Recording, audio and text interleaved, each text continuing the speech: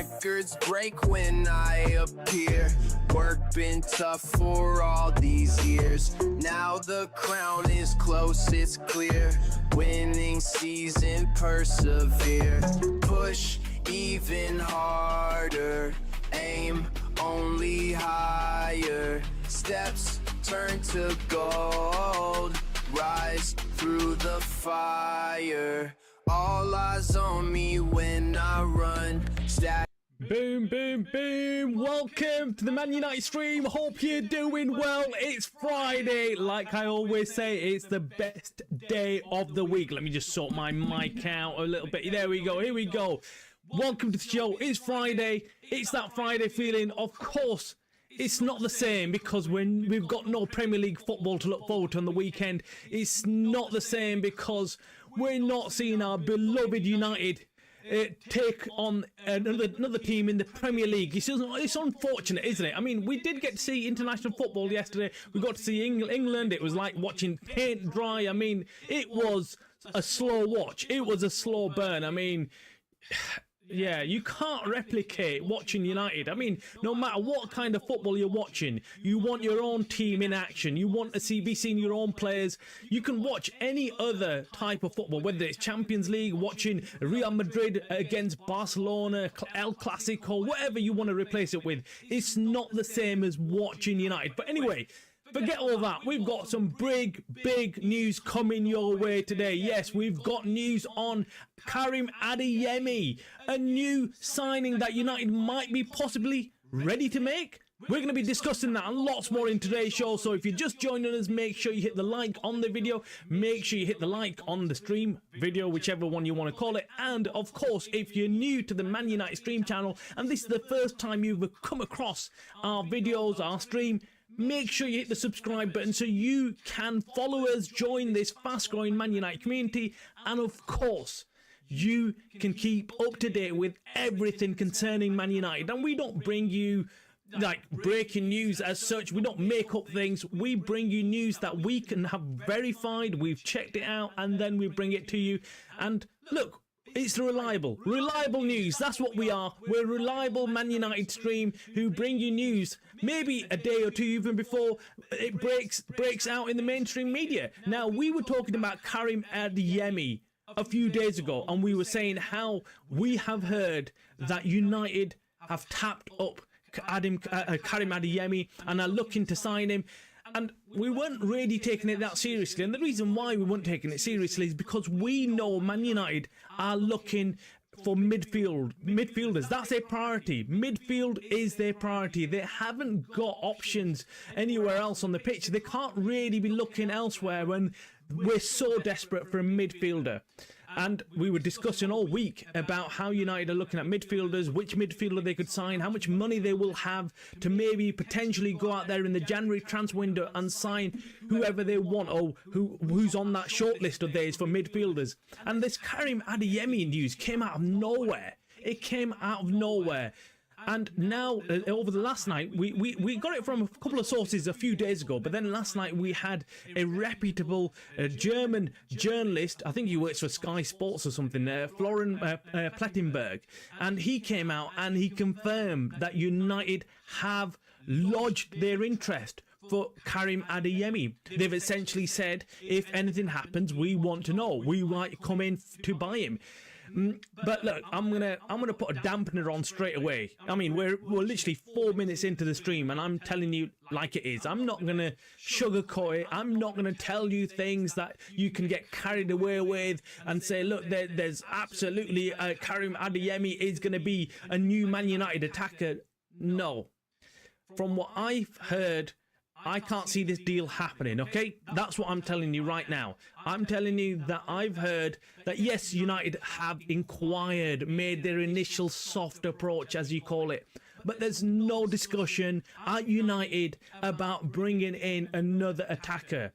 Now, Adeyemi, yes, of course, as a giant club in Europe, United have to make sure that they're aware of who's available, for what price, what valuation, just in case they need somebody like that. So just in case maybe they have a problem up front where they get short of players, and the short of players and a few players get injured and they need to bring in somebody, could they go and tap up Adeyemi? That's all it's there for. I mean, this is what we call putting your feelers out. Just simply making sure you know what everyone's about. Making sure, you know, there's players out in the Bundesliga that you're aware of, that they're unhappy. Now, we've heard yesterday or the day before, we discussed how Adeyemi was not happy at Borussia Dortmund. He's actually fell out with the manager of some kind. He's had some disagreement. We're not quite sure if it's like a full blown out, complete breakdown of communication and stuff like that with the manager. But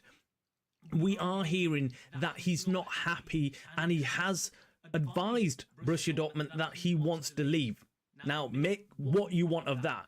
And the other thing is, there's been talk of Liverpool also looking very closely at Adeyemi, because they're saying that he could replace Mo Salah in the future. So he could be a like-for-like replacement for Mo Salah. Of course, the kid, he is young, he's still young, he is very fast, very good technically, really good dribbler, and he's got a finish in him as well. So he is a very good player without a shadow of a doubt. But as I was saying in my show yesterday, every time I think of anyone from Borussia Dortmund, I always get flashbacks of Jadon Sancho, and immediately it puts me off, and I think, oh no, not another Borussia Dortmund signing, not another signing where we make and we have all our hopes pinned on it and thinking, right, this is going to be sensational. He's a top player, and he arrives at United and does nothing.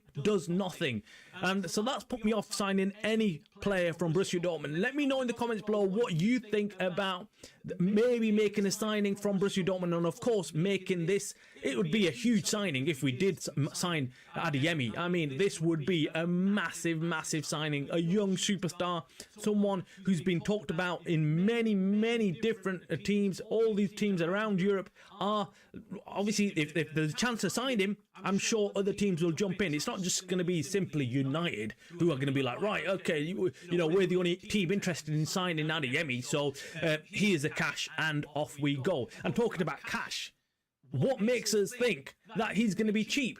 What makes us think Borussia Dortmund aren't going to charge us whatever they wish for Adeyemi? He's probably their jewel in the crown at the moment. Right now, he's one of those players in their team that they know that when the time comes, they're going to cash out on this guy, and they're going to cash out big time. They're going to make some serious money on him. It's not going to be, another case of letting someone go on the cheap. He's going to be another Bellingham, Haaland, these kind of players. Actually, Haaland was pretty cheap. So anyway, he's going to be a big signing for whoever makes him. I don't feel United have got the money to sign him, and I don't feel like United need someone like that currently in their team.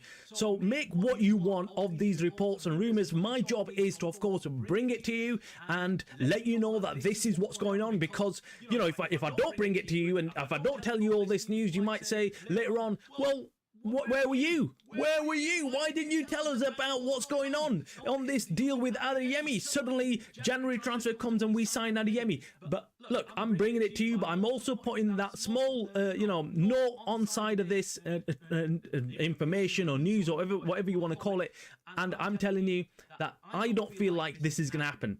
Make what you want of it. You might feel that it is going to happen. You might be looking over at the Bundesliga and thinking, right, this is a deal that can be made, and United are interested, and United will get this guy. There's also that automatic link with Christopher Vivell, the recruitment manager currently at Man United. Now, him and the Bundesliga have a very close link. He's worked in the Bundesliga before. He's worked for RB Leipzig, and he knows all the young players out in Germany. So whenever we're talking about any Bundesliga player now, immediately United get thrown into the mix because of Christopher Vivell. The same thing with Angelo Stiller. We keep on being linked with him because of Christopher Vivell, and hence why we even ended up signing Sesko, because of Christopher Vivell, our recruitment manager, who's worked with these players out in Germany, and he's fully aware, and clearly he is still keeping links and tabs on all of these players, making sure he knows what's going on.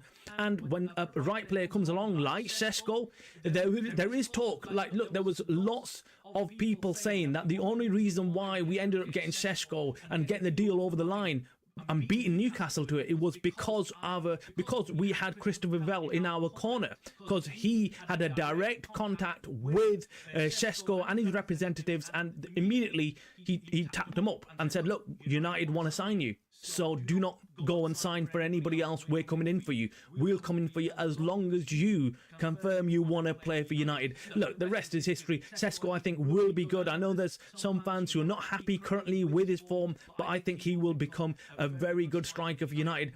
But can I see Adeyemi come in? I can't. I mean, but look, would I like to have him? Of course I would. Of course, more options for United, more top talent coming to United. Of course I would. But I just get a bit nervous about Mr. Lees. How are you, my friend? I mean, this guy, everyone, I've got to stop the show. I've got to... Your mic is not working right, pal. Okay, well, let me see. Is it too loud, Mr. Lee? Let me see. Is it too loud, or is it too... let me just... let me hear. Oh, I know what it is. I know what it is. Let me... It's the echo, isn't it? It's the echo. Let's go back. Right. Is that any better, Mr. Lees? Is that any better? Echoing, yeah. Does that sound any better? Just let me know if it is. I always do this. You're back, pal. Oh, number one, first of all, to everyone watching, this guy's my day one. He's my day one. Mr. Lee is my day one. I mean, Jim, morning, Jim. How are you? Thank you, Jim. Yeah, thank you, Jim. Apologies, guys, for damaging your ears. So now I've had about 11 minutes. Wow, whoever stuck through that. Either your hearing's not right, or you just love my content and you've stayed on. But anyway, coming back to Mr. Lees. Mr. Lees is my day one. I always look at Mr. Lees as one of my subscribers, and I always think, do you know what? When I've got about 1 million or plus followers or subscribers, and when I've hit the mainstream media, and I'm huge. I'm going to always look back, and I'm going to look at my first 10,000 subscribers, and I will gift them something. That's how much it means to me. And when I look back at the people who support this channel right from its infancy, right from when there was no one around, and Mr. Lee is one of those guys. I don't know him personally. I've never met the guy. I've just spoke to him online, and obviously through the comment section and stuff. But Mr. Lees, whoever you are, I appreciate your input. I always like what you say. Sensible Man United fan, reasonable, although of course it's always nice to be unreasonable at times as well. But seriously, everything you've done for the channel, right from word go, I appreciate everything. It means a lot to me. And of course, everybody else who's joining in, of course, Jim, who's the moderator now as well, everybody else that's kind of coming together on this channel. It's just brilliant. Well, I appreciate that, Mr. Lee. Honestly, I always, whenever you're my go-to guy. I know it sounds weird, but as soon as I kind of think, right, if he comments and tells me this is right, that's wrong, or just get involved. It's just nice to have viewers who are interested in United and just kind of enjoy talking about Man United. I can talk about United for a long time. I mean, I love talking about United, and not just the modern United. I like talking about, what we've been through around the Fergie eras and stuff as well. So I appreciate that understanding, and Jim as well, where, you look, there's two types of fans. There's two types of fans, and unfortunately, I'm going to say this, and some fans might not like it, but I get to see two types of fans now. One type of fan who's almost like a weekend fan, who turns up, watches United, doesn't really care whether they win or lose, and then he's like, yeah, okay, and then walks off and doesn't care, and is a bit plasticky, a bit of a plastic fan, and just kind of enjoys the watch along, and he's like, yeah, yeah, United, yeah, they won, they lost, not really emotionally connected to the club. And then there's me and lots of other fans, and I believe everyone who watches, which is the ones who actually care about United, like really, really care, and are emotionally connected to the club and want to know what's going on and want the best for the club and want the Glazers out. You'd be shocked how many fans I still meet who are like, the Glazers, yeah, they're all right, yeah. And I'm not thinking, what are you mad? Are you mad? How can you like the Glazers? How can you? But then I realised that these are the fans who have just kind of, they've not known anything other than the Glazers. They've not known anything other than the successes or the lack of successes we've had with the Glazers in charge. But those who can just about remember the Fergie era, and I must admit, I came at the end of it, but I remember, I kind of went back and researched it. Now, I'm going to do a special show during this international break. I've got a few shows that I'm planning, but one show I'm going to do is where it'll probably be a live stream, but because I want the fans to kind of connect as well, which is talking about how you began supporting United and why. So I know my backstory as to why I became a Man United fan, who got me into it, why, and how I stuck with United no matter what. And yeah, I mean, it means the world to me now. Obviously, being a United fan is your identity, isn't it? It's what you are, and it's almost like immediate conversation when you strike up with any stranger. One of the first things after you speak about weather, if you live in England, you know what I'm talking about.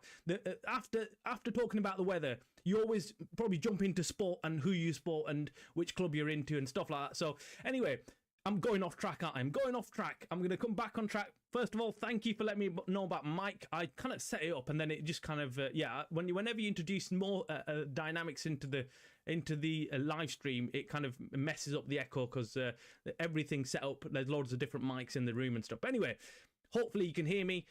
Let's go back into the news. Okay, so we were talking about Adeyemi. Now, for me, Adeyemi is somebody. But anyway, Mr. Lees, thank you for jumping on. I mean, again, I've not heard from you. I was a bit concerned. I was like, I've not heard from him for some time. I hope he's all right. So I hope you're doing well. Hope you're in good health and you're enjoying United's current success and what they're doing. I remember the Tommy Dock era. Fell in love with United after they lost Southampton in '76. Whoa!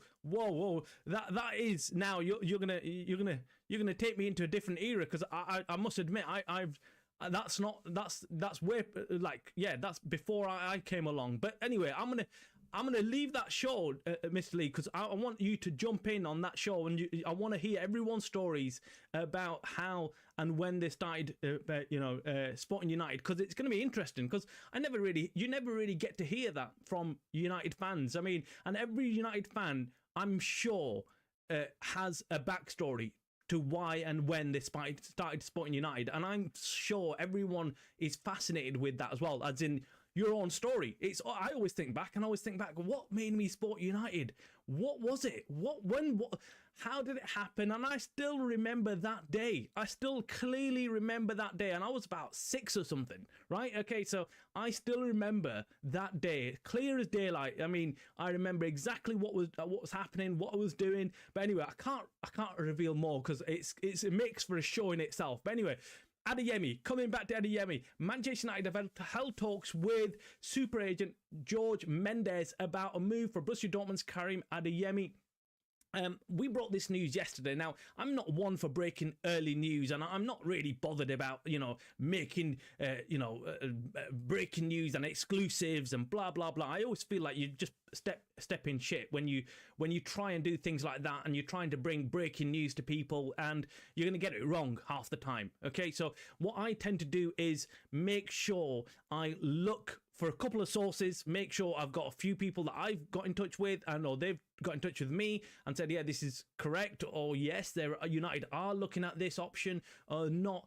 And yeah, then I'll put it out to you. But then I again always have a bit of a disclaimer on it and say, well, look, this is what I've heard. It might not be true. So a couple of days ago, I said about Adeyemi, but then I wasn't sure. I was like, okay, shit, no one else is reporting this. There's no other fan channel who are putting this out. There's not a lot of other people discussing it. So am I going down the wrong path here? But then I still put it out there. And then today I see everyone, is now reporting on this, and everyone's talking about it this morning and stuff. But yeah, this is it. This is Adeyemi. I guess they're waiting on their sources, maybe they wait on their sources to bring out this kind of news. But is it good news? Of course it's good news. Of course.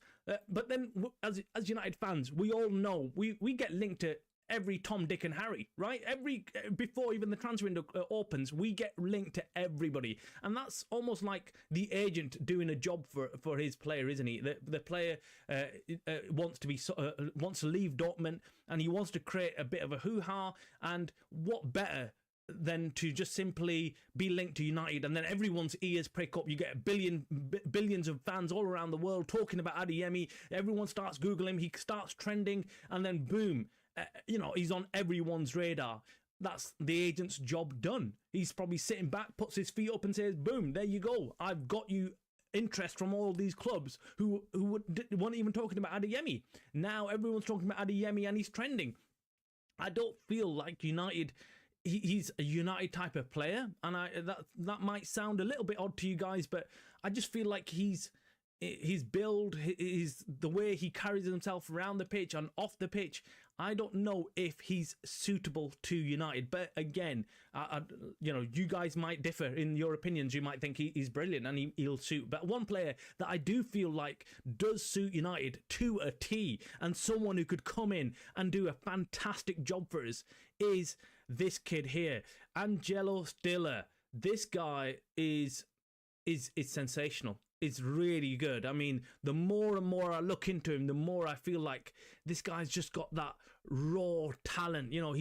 He's a grit, determined, almost like someone who doesn't care about himself, just will leave his blood, sweat and tears out there on the pitch for the club. And that's why I really like this guy. I really do. But I just feel like there's lots of other clubs also in the mix for him. So it's not going to be an easy signing. But if we can get him, I think we should be moving towards getting him alongside one or two other Premier League proven midfielders. This guy can play actually all across the midfield. He's not just a defensive midfielder, but he's also a very aggressive midfielder going forward as well. Almost like a Jude Bellingham role, someone who can get into the box and score a lot of goals as well, but also defend, and just a complete midfielder.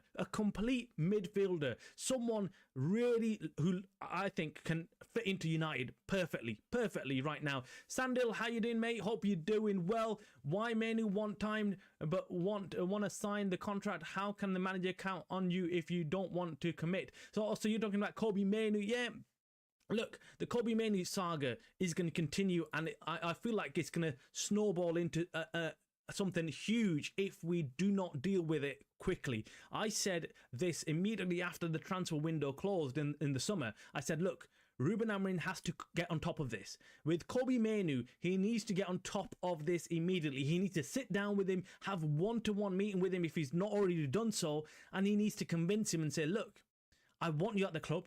I know you're fighting against Bruno Fernandes, but I really want you to be the future of this club. So you need to just simply bide your time. I know you want to go to the World Cup, but I can't guarantee you this much game time, and I don't want to loan you out either, because you deserve to be at a club like United. It'll be disrespectful to let you go out on loan and then just do whatever, rather than you staying at United, and your chance might come, because we saw Bruno Fernandes. He wasn't featuring for Portugal last night, which was interesting. He wasn't even in the squad, I believe. Again, don't know what's up with him, whether he was being rested, whether it was already agreed for him to be rested, but it's interesting to know that, look, Portugal actually struggled without him, didn't they? They struggled without him. United struggle without Bruno Fernandes. We all have our doubts and criticisms of Bruno Fernandes, but we also know that the moment he doesn't play, our team looks different. So, anyway, coming back to Kobbie Mainoo, I hope it gets resolved. I'm not quite sure whether it will, because yes, he didn't sign his contract, and now there's talk about him wanting to go out on loan. He's not really happy with what he's getting paid, I believe. That's what I'm hearing off the grapevine, that he's not happy with his salary. He feels like United are shortchanging him, that he should be getting more compared to the other players at the club. And yeah, look, I don't know. I don't know if, if that's reasonable or not. I don't know what the other players are on. We do know that obviously United are trying to cut down on their wage bill, trying to kind of bring some kind of salary structure in there. There was a time when United just simply threw whatever at whichever player, as long as they signed for United. They just got that. So yeah, interesting with the whole news on these crazy salaries. Now, talking about salaries, it leads us straight into a new story that we needed to talk about, because I'm going to do another show on it, but it's on Casemiro. This is exclusive. Casemiro was handed a contract worth 350,000 a week when he joined Man United 3 years ago. We understand that now United are willing to give him a contract in the summer. I think it's a contract extension for about a year probably, worth in the region of 120, 150 a week. That's still a lot of money. That's still a lot of money for someone who's, you'd argue, is at the end of his career. And then you've got the players, he's also looking at Saudi as an option. Now, we've heard actually in the summer that he was looking at Saudi as an option, but this now looks like he's got a choice to make. He's having a good season so far. He's having a great season for United. But will he commit another year to United, or will he want to cash out, maybe go to the Saudi League and play there? I think it all depends on his international stint with Brazil and the World Cup. Is he going to see that as his final year with Brazil? And if he does, then I believe he's going to take the cash from Saudi and leave and go there, because he's really doesn't have to then prove himself as a footballer. And no criticism of the Saudi league here, but we all know, let's be honest, that players just go out there to retire. Yeah, they've got no ambition. If any player who goes out to the Saudi league is really looking at it and thinking, well, I'm not going to fight for my international place, that's it, that's the end of. And I feel like this is it. This is the last chance saloon for Casemiro with Brazil in the World Cup under Ancelotti. He will be the captain, and he will probably want to have a good run in the World Cup with Brazil. There's doubts over Brazil even doing well, actually, because they're a weak team. They're no longer the Brazil of old. So yeah, I think if it comes to that, I think he will end up leaving at the end of this season. I think if come the World Cup, I think he's going to leave his decision making after the World Cup. So he's going to probably see out the World Cup and then decide whether he wants to come back to United for another year, or whether he's willing to go out to Saudi, and he's probably going to triple, if not quadruple, the salary that he's on at United, if that is, there's a Saudi club that are interested in him. But it's interesting to know that United are keen to lock him down for another year, and that also worries you a little bit as well, because you start thinking, well, are United not looking to sign new midfielders? We're talking all week. We've been talking about how Anderson could be signed, Baleba. We're hearing again noises coming out saying that United are very close to agreeing a deal with Brighton over Baleba. But then you're getting this news on the other hand, which is they want to keep Casemiro for another year. And you start thinking, well, how's that possible? How are we going to go and keep Casemiro, keep him on the books, and yet we're going to try and sign other players? I think this could be a backup option. I think this is a backup option that they think is worth 150k a week. And yeah, they can go out and sign midfielders, but they're not under pressure to go out and sign 2 or 3 in the summer transfer window. But anyway, I look at it and think, yeah, perfect. Look, if we can sign him and give him another year, I'm happy with that for now. I'm happy for that. I mean, he's had a good season, but I just don't want to kind of pay the guy just for him to just retire at United, just for him to simply come back next season and say, right, this is my last season and I don't really care. I don't really care. You want to bring in players that are hungry, players that are going to work hard and put in the effort. And this United team, this season, you can see the amount of running, amount of work that they're putting in, and we need more players like that. We need more players that are hungry, more players that are going to cover the ground and give us the work rate that we're looking for. Now, talking about work rate, let's jump into our other news story of today, which is on a new behind-the-scenes signing, shall we say, that Ineos have bought in at United. And it's this guy called Michael Sanusi. And he's arrived from Mercedes F1 team as the director of data in April and was one of the least surprising moves. Sanusi was completely revamped United's data capabilities, which are now being used extensively across performance, recruitment and training.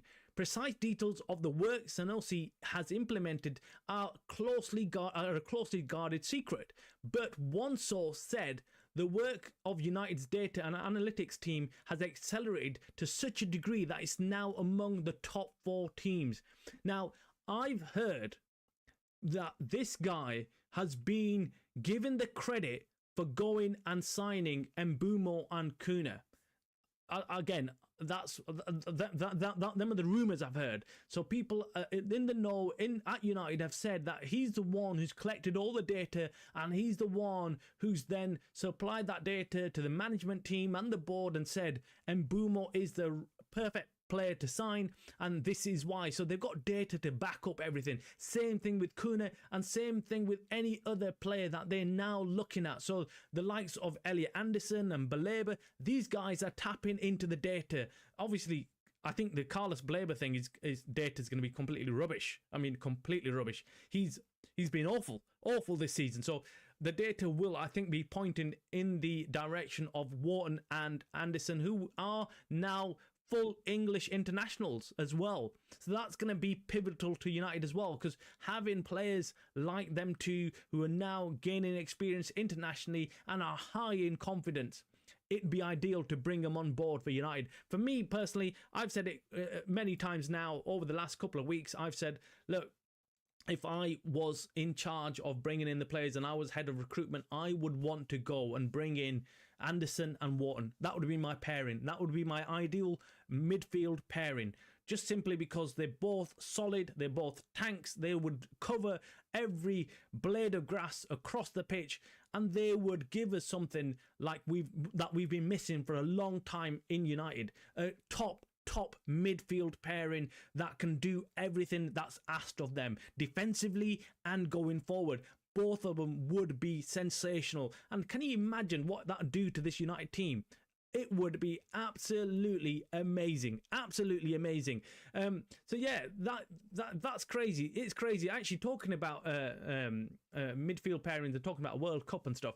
Unfortunately, Mbeumo will not be featuring in the World Cup, by the way, guys. Yesterday, we got the news that Cameroon got knocked out of the qualification rounds for the World Cup, and Mbeumo will be sat in Manchester watching the World Cup, unless he's doing some kind of media duty and stuff. But he's going to be at home and he's not going to be going away. Again, I don't know whether that's a positive or a negative. Some people have immediately jumped on social media and said it's a positive because he gets to rest and, you know, he can focus fully on playing for United. But maybe, just maybe, he might, might lose some determination and some hunger, given that he's not going to be featuring in the World Cup. He might just be like, oh, forget this, you know. So I don't know. It's a double-edged sword. You could have where you're thinking, oh yeah, this is brilliant for us, but then it might not be so good for us either.